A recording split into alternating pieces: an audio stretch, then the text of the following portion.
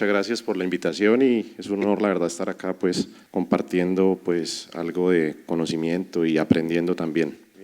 Bueno, el tema que me correspondió hablar el día de hoy es cuándo decidir el uso de biológicos en la era actual. Entonces, para empezar, los objetivos de aprendizaje son identificar con claridad las indicaciones para el inicio de terapia biológica en pacientes con enfermedad inflamatoria intestinal, reconocer los diferentes fármacos biológicos disponibles, mecanismo de acción y su soporte en la medicina basada en la evidencia, establecer qué fármaco es mejor que otro para el inicio de la terapia biológica de acuerdo a las condiciones de cada paciente, reconocer predictores de severidad en enfermedad inflamatoria para así poder establecer las mejores opciones terapéuticas. La enfermedad inflamatoria intestinal pues cada vez es una condición más frecuente. De hecho, en esta gráfica se ve la epidemiología global de esta enfermedad y vemos cómo los países en vía de desarrollo como el nuestro se ve una aceleración de la incidencia. Por un lado se presentan más casos, por otro lado conocemos más de la enfermedad y esto hace que el diagnóstico sea más frecuente y tengamos cada vez más pacientes. Ya existen estudios en nuestra población, esta es una serie publicada por, digamos que profesores nuestros, en donde se logró caracterizar como tal la frecuencia de la enfermedad inflamatoria intestinal y pues se mantiene una tendencia más o menos igual a la que se da en el mundo, ¿sí? Siendo claramente más frecuente la colitis ulcerativa, con un porcentaje un poco menor la enfermedad de Crohn y siendo la relación 3:9:1 en comparación o haciendo la asociación entre hombres y mujeres. Entonces, como dijimos, en nuestro país o en los países en vía de desarrollo, pues vamos a ver cada vez más cómo la curva de esta enfermedad se va presentando. Entonces, las guías actuales en el manejo de enfermedad inflamatoria intestinal nos hablan de que debemos tener en cuenta dos estrategias. La primera es el Track to Target, que básicamente es tratar la condición, tanto colitis ulcerativa como enfermedad de Crohn, guiado por objetivos, ¿sí? Entonces, lo que uno pretende es llevar al paciente inicialmente a una remisión clínica, a una remisión endoscópica. En pacientes con enfermedad de Crohn, pues llevarlos también a una remisión radiológica en términos de la curación de la pared, ¿sí? También llevarlos a una remisión bioquímica y pues ya lo que se denomina hoy en día el aclaramiento de enfermedad, que lleva a los pacientes a una remisión histológica, ¿sí? Entonces, tener en cuenta eso porque pues es clave para saber por dónde empezar. Y pues la otra estrategia que también debemos tener siempre presente cuando nos enfrentamos a estos pacientes es la estrategia top-down, ¿sí? Que no es empezar el manejo paso a paso como lo hacemos en otras condiciones, sino de acuerdo a la severidad de cada paciente establecemos las terapias más efectivas. Y pues ahí la terapia biológica juega un papel importante. Esta gráfica básicamente muestra cómo es el curso, la historia natural de la enfermedad inflamatoria intestinal en el contexto de la enfermedad de Crohn, ¿sí? La curva negra básicamente habla o muestra la inflamación, los periodos de inflamación que pueden ser subclínicos, ¿sí? Y básicamente los estudios han mostrado que el mayor beneficio de la terapia biológica se da antes de que se presenten las estenosis o las fístulas y cuando este componente es meramente inflamatorio, no fibrótico, ¿sí? Entonces por eso es interesante, ojalá esos pacientes tenerlos clasificados adecuadamente para poder iniciar terapias tempranas y evitar complicaciones. Entonces, es necesario también pues, mencionar el estudio STRIDE, básicamente, porque pues son los que básicamente le dan soporte a lo que hablaba anteriormente de la terapia, de la terapia guiada por objetivos, que ya lo mencionamos hace un momento. Y acá esta diapositiva la traigo para hablar de la eliminación de la enfermedad. Básicamente son objetivos muy altos que se están teniendo hoy en cuenta, pero pues tener siempre en mente que tal vez algunos pacientes sí los podamos llevar a eso y básicamente esto se hace pues medido por unos scores histopatológicos como lo es el score de Nancy. Estos son los biológicos que se han aprobado a lo largo de la historia, desde 1998, empezó con infliximab, después adalimumab, certolizumab, golimumab, vedolizumab hacia el año 2014, ustekinumab y ya los inhibidores JAK hacia el año 2018. Aquí pues la gráfica va hasta el 2021, sin embargo, hoy en día sabemos que contamos con otras moléculas, ¿sí? El arsenal cada vez es mayor, es cierto. Es interesante que las nuevas moléculas cada vez tienden a inhibir ciertos puntos de la cascada inflamatoria cada vez más específicos, y esto es interesante porque pues, condiciona mayor seguridad en el uso de la terapia biológica y menos riesgo de complicaciones para los pacientes, ¿sí? Entonces, por ejemplo, por este lado tenemos los inhibidores del receptor de esfingosina, básicamente que es una proteína que evita que los linfocitos migren, ¿sí? Entonces, también están los JAK, donde los inhibidores de la JAK, el principal ejemplo es el tofacitinib, sin embargo, es un inhibidor no específico, mientras que upadacitinib ya tiene una inhibición un poco más precisa y pues por eso tiende a ser pues, menos efectos secundarios, ¿sí? También tenemos risankizumab, ¿sí? Un inhibidor de la interleucina, específico también, no inhibe las dos subunidades, sino solamente inhibe una, ¿sí? También está ustekinumab, que él sí inhibe las dos subunidades de la interleucina, ¿sí? Están los antiintegrina, que son una molécula bastante interesantes, el mejor ejemplo pues, es el vedomlizumab, que ya más adelante pues, vamos a mirar un poco más sobre eso, ¿listo? Entonces, en esta tabla básicamente quería mostrarles, pues, como toda la lista de los biológicos de los que disponemos actualmente, cuáles ya están aprobados en este momento y cuáles están, pues, como tal, en estudios de fase 3, que probablemente ya van a ser, pues, van a estar dentro del arsenal de utilización en esta condición más adelante. Por otro lado, mostrar este par de estudios, que es este primer estudio, básicamente, es el Visible-1, donde, este estudio básicamente lo que mostró fue o definió el uso de la terapia subcutánea con infliximab, ¿sí? Este fue un estudio donde definitivamente se mostró que el infliximab, después de la dosis de inducción, podía ser rotado a una dosis subcutánea y los desenlaces en términos de curación de la mucosa y también en términos de remisión de la sintomatología no hubo diferencias estadísticamente significativas en el grupo que siguió con terapia endovenosa y el grupo que fue rotado a la dosis subcutánea. Entonces, eso también es bueno porque pues, ya tenemos disponibilidad de este medicamento para administración subcutánea y eso pues, garantiza más adherencia y más comodidad al paciente, ¿cierto? Este segundo estudio básicamente evalúa la eficacia y seguridad de vedolizumab subcutáneo en pacientes con colitis ulcerativa. Este sí es el Visible-1 o el Visible-1 y básicamente también mostró que definitivamente no había diferencias entre si al paciente se le administraba el medicamento después de las primeras dos dosis de inducción, se rotaba a terapia subcutánea, comparado con los pacientes que siguieron con terapia endovenosa. Y ellos hicieron un Visible-2 que era para pacientes con enfermedad de Crohn. Este fue para pacientes con colitis ulcerativa, este fue para pacientes con enfermedad de Crohn y pues lograron también demostrar que en el tiempo, después cuando se evaluó la actividad endoscópica y la actividad clínica, pues no habían diferencias estadísticamente significativas entre mantener al paciente con una dosis endovenosa versus una dosis subcutánea, ¿sí?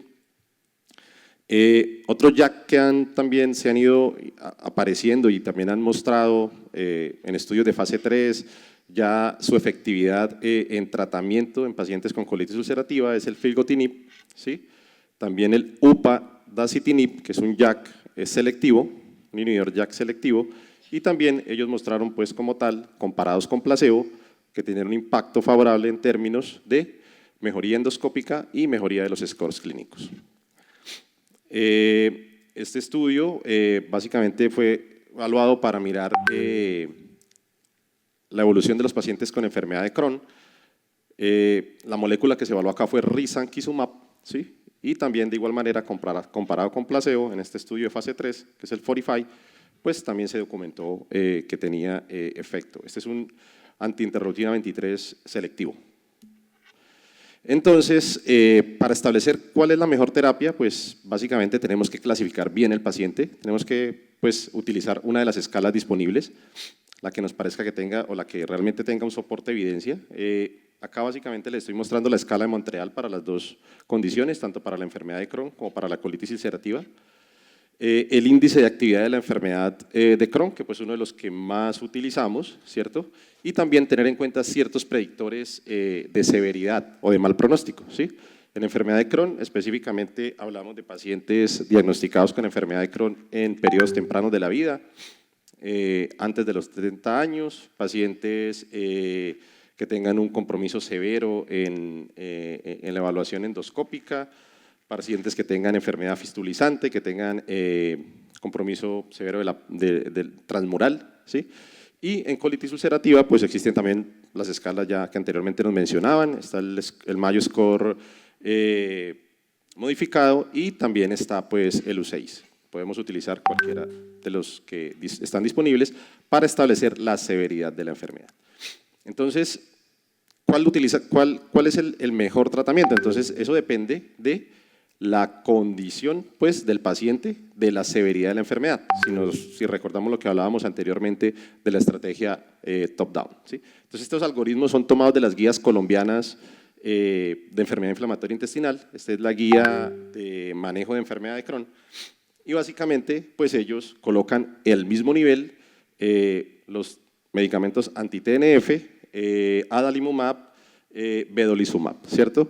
Y sin embargo, ellos tienen como una particularidad, como una nota de pie de página donde dicen que si el paciente tiene más riesgo de infección, que si es un paciente muy comórbido, que si es un paciente que tiene ciertas condiciones que le puedan favorecer complicaciones relacionadas con la terapia biológica, prefiera vedolizumab, porque es una molécula que no inhibe tanto la cascada, digamos, como tal, de la inmunológica y por esa razón tiende a tener poco menos efectos secundarios. Entonces, y pues básicamente es evaluar el paciente y de acuerdo a eso definir si hay respuesta o no, eso se hace objetivizado pues por los scores. En cuanto a colitis ulcerativa, también hay que clasificar la severidad, si es una colitis leve, pues ahí no vamos a tener pues como tal plano para el inicio de la terapia biológica, pero ya en los pacientes que son moderados a severos, ¿sí? En esos pacientes sí necesariamente vamos a tener también que evaluar cuál va a ser la terapia que vamos a empezar. Ellos también colocan en la misma, como al mismo nivel, los anti-TNF, colocan también el vedolizumab, colocan adalimumab, golimumab, ¿sí? Y dicen arranque con uno y pues mire a ver la respuesta, si no responde pues rote por uno con un mecanismo de acción diferente del que inició cuando el paciente se diagnosticó. Y también en este esquema también se coloca las moléculas, los inhibidores JAK, específicamente tofacitinib. Hay que tener claro pues que existe la colitis fulminante, que es el paciente que está con criterios de colitis tóxica o colitis fulminante. En este caso pues sí el paciente debe ser manejado intrahospitalariamente con esteroides, paciente debe ser desparasitado, debe descartarse megacolon tóxico y además de eso, pues si el paciente no responde en un rango de horas a días, no más de 3 días, pues hay que pensar en escalar la terapia a ciclosporina o también infliximab. Entonces, una de las cosas interesantes es que infliximab sí ha demostrado que su efecto en términos de mejorar los síntomas es mucho más rápido, el anti-TNF, que el vedolizumab, que es el antiintegrina. Entonces, cuando uno mira las guías colombianas, pues ellos básicamente casi que dejan en un mismo plano la primera línea de terapia biológica. Sin embargo, pues revisando un poco más la literatura actual, se da uno cuenta de que, bueno, en términos generales, el paciente que es leve, pues no hay mucho cambio respecto a la guía colombiana. Sin embargo, en el paciente que ya tiene un grado moderado a severo, pues sí, acá incluyen, digamos que otras moléculas, ¿sí? Entonces, infliximab lo siguen dejando, vedolizumab, upadacitinib, ustekinumab y también incluyen el oxanimab. Entonces, y de acuerdo a eso y de acuerdo a la respuesta, pues uno mira si el paciente requiere o no rotarse a una segunda línea. Este estudio es interesante, es un estudio de Reino Unido, ¿sí? Incluyó 13.000 pacientes, alrededor de 4.000 con colitis ulcerativa, alrededor de 9.000 con enfermedad de Crohn. Eso se hizo en 100 hospitales del Reino Unido y eso fue entre 2017 y 2020. ¿Sí? Ellos hicieron una caracterización detallada de la secuencia de fármacos que se administraron a estos pacientes. El 72% recibió un biológico, el 22% recibió 2 biológicos y el 5% recibió 3 biológicos. ¿Sí?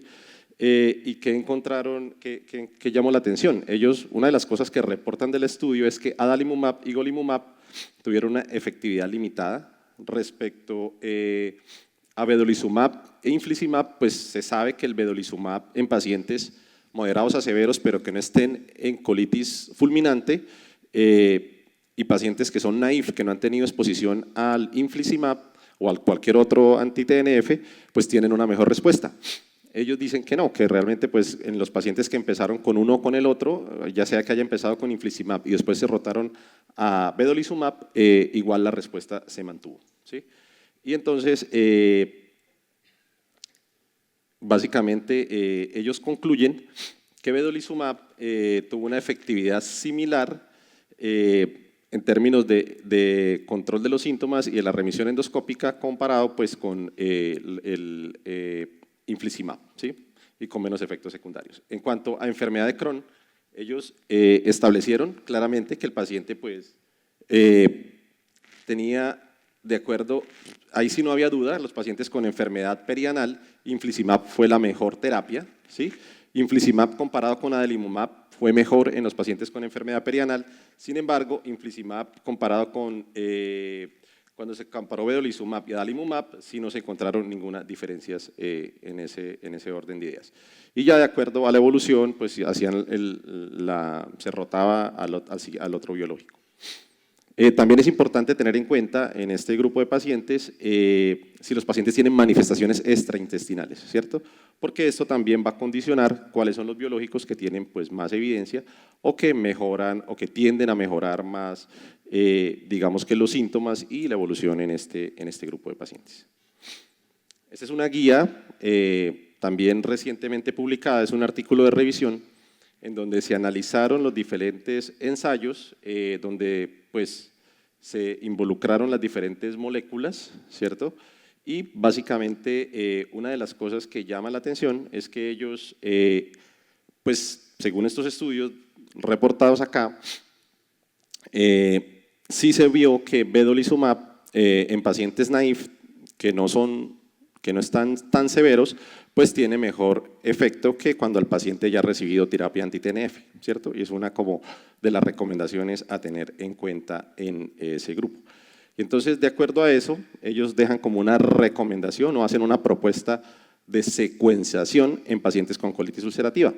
Ellos dicen la terapia en pacientes que no han recibido anti-TNF, ellos dicen la primera línea debería ser vedolizumab o ustekinumab o opsanimab, también podría ser una opción. Sin embargo, pues es una molécula de la que no disponemos en el país. Y como segunda línea en el paciente que no responda, tofacitinib o upadacitinib, ¿sí? Que serían las moléculas JAK, anti-JAK, y como tercera línea en estos pacientes los anti-TNF, ¿sí? Que pues le llama a uno la atención porque realmente pues venimos acostumbrados a utilizar los anti-TNF de primera línea. Sin embargo, pues si es un paciente que está con una enfermedad fulminante y una enfermedad aguda, pues sí el anti-TNF sería la primera elección porque necesitaríamos un inicio de actividad rápido para que el paciente mejore pues, de sus síntomas críticos, ¿cierto? Y evitar las complicaciones agudas. En pacientes con enfermedad de Crohn naïf, ellos que no han recibido anti-TNF, ellos pues recomiendan risankizumab, ustekinumab o vedolizumab como primera línea, y si el paciente no responde, entonces ya pues sí pensar en las terapias anti-TNF. Otra cosa pues también que llama la atención es que ya pues estamos en el uso de terapias combinadas, ¿sí? Entonces inicialmente se combinaba un inmunomodulador con la terapia biológica, como lo hacemos usualmente pues la azatioprina con el infliximab o con los anti-TNF. Sin embargo, pues ya está o se está haciendo la combinación de biológicos con otro biológico que tengan mecanismos de acción diferentes. Entonces, upadacitinib, vedolizumab, ustekinumab, vedolizumab son digamos como una de las combinaciones que se pueden hacer. Obviamente faltan estudios, sin embargo en pacientes críticamente enfermos, pacientes que están muy comprometidos y en cuales ya todas las opciones o todos los biológicos han sido utilizados y no ha habido mejoría, pues es una opción que se debe tener que contemplar. ¿Listo? Para hacer una manera de ilustración, entonces, este es un casito clínico, un paciente de 26 años que ingresó por urgencias, diarrea sanguinolenta, fiebre, dolor abdominal de 2 semanas de evolución. Antecedentes de importancia, solamente historia de rinoplastia, tenía diagnóstico de colitis ulcerativa hacía 2 años, había iniciado manejo con mesalazina y esteroides, sin embargo lo había descontinuado. El paciente ingresa deshidratado, ingresa con leucocitosis, traía una calprotectina fecal de 2000, traía una ligera alteración en el perfil hepático, la radiografía de abdomen simple descartaba megatolón tóxico y la toxina para Clostridium difficile era negativa. Se le hace el estudio endoscópico y pues se consideró que era una pancolitis ulcerativa severa, Mayo Score de 3 puntos y pues el paciente se consideró que estaba cursando pues con una colitis aguda severa fulminante y este paciente pues se hospitaliza, se inicia manejo, se desparasita, se descarta como tal infección por Clostridium difficile, se descarta infección por citomegalovirus y se inicia manejo con esteroides e infliximab, con lo cual pues el paciente mejora clínicamente y evoluciona favorablemente, ¿cierto? El otro paciente es un paciente de 19 años con historia de este paciente tiene un antecedente de importancia y es una sospecha de una colangitis esclerosante primaria, por lo cual ya tiene como tal compromiso hepático importante, cirrosis, y el paciente pues viene siendo manejado de una manera irregular, de forma extrainstitucional, viene recibiendo varios esquemas de esteroides, azatioprina, mesalazina, probióticos,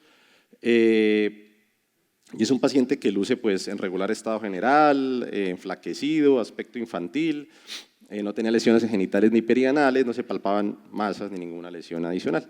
Entonces, acá básicamente esta diapositiva la traigo para mostrar como los diferentes fenotipos en relación con la enfermedad pues, de Crohn y de acuerdo a eso pues los síntomas que pueden presentarse. Es un compromiso estenosante, fibrótico, si es un compromiso estenosante inflamatorio o si es una fístula. Entonces, este paciente, entre los laboratorios que aporta, tiene una calprotectina de 1700, una alteración también del perfil hepático, una PCR en 46, y al paciente se le hace una colonoscopia donde se ve un compromiso severo del colon, ¿sí? Y también compromiso severo de la válvula ileocecal, deformada, ulcerada y también tiene una ileitis distal, ¿sí? Entonces, en este paciente básicamente se consideró que estaba cursando con una enfermedad de Crohn ileocolónica con una actividad severa y también fue un paciente que se consideró que se beneficiaba de un manejo con terapia biológica y se inició infliximab con adecuada mejoría y adecuada respuesta clínica, ¿cierto? Y ya para terminar, entonces, el tercer caso clínico, este es un paciente de 52 años, también un paciente que es frecuente que nos llega a consulta y él no consultó por ningún síntoma. Este paciente básicamente llegó fue porque le salió la colonoscopia mal, ¿sí? Antecedentes de hipertensión, retinopatía, sí tiene un antecedente relevante era psoriasis, que pues está relacionado también con enfermedad inflamatoria intestinal, historia de colecistectomía, los otros antecedentes negativos, al examen físico un paciente pues completamente asintomático desde el punto de vista gastrointestinal, sin embargo pues con una colonoscopia donde se evidencia pues un compromiso a nivel ileocecal importante, ulceración, erosión, eritema, pérdida del patrón vascular, ¿sí? Con biopsias compatibles con una enfermedad de Crohn a ese nivel, pero es un paciente pues asintomático, ¿sí? Entonces, la actividad de la enfermedad le da leve, este paciente se consideró que era candidato pues no para terapia biológica, él venía con propuesta de terapia biológica, de hecho lo habían visto en otra institución, venía con propuesta de terapia biológica, sin embargo pues reenfocamos el caso y le dijimos que no estaba para terapia biológica, que con budesonida era más que suficiente para controlar su enfermedad y se le iba a hacer seguimiento, tanto endoscópico como bioquímico, imagenológico, y pues de acuerdo a eso miraríamos si necesitaría algún escalonamiento de la terapia o ya era suficiente. Entonces, en términos generales, no todos los pacientes con enfermedad inflamatoria son candidatos o se benefician de terapia biológica en enfermedad inflamatoria. Sabemos que alrededor del 40 al 50% de los pacientes pues, no responden a la terapia biológica y es una herramienta que debe ser muy bien clasificado a quién se les va a administrar. La clasificación de la severidad y los predictores de mal pronóstico son claves para definir el inicio de la terapia biológica en enfermedad inflamatoria intestinal. La estrategia Track to Target y Top Down son necesarias en el enfoque de los pacientes con enfermedad inflamatoria para definir el inicio de terapia biológica y también para vigilar el curso de la condición. A la luz de la evidencia actual se prefiere el uso de vedolizumab, ustekinumab, en pacientes naïf, o sea que no hayan recibido manejo anti-TNF, con actividad moderada, pero que no tengan criterios de enfermedad fulminante, ¿cierto? Entonces, y los anti-TNF se están orientando a pacientes con requerimiento de inicio rápido de acción por la severidad de la condición. Entonces, son como las conclusiones. Este es el grupo del Hospital Internacional de Colombia, con los que trabajamos allá en Bucaramanga. Muchas gracias, quedo atento a comentarios, preguntas.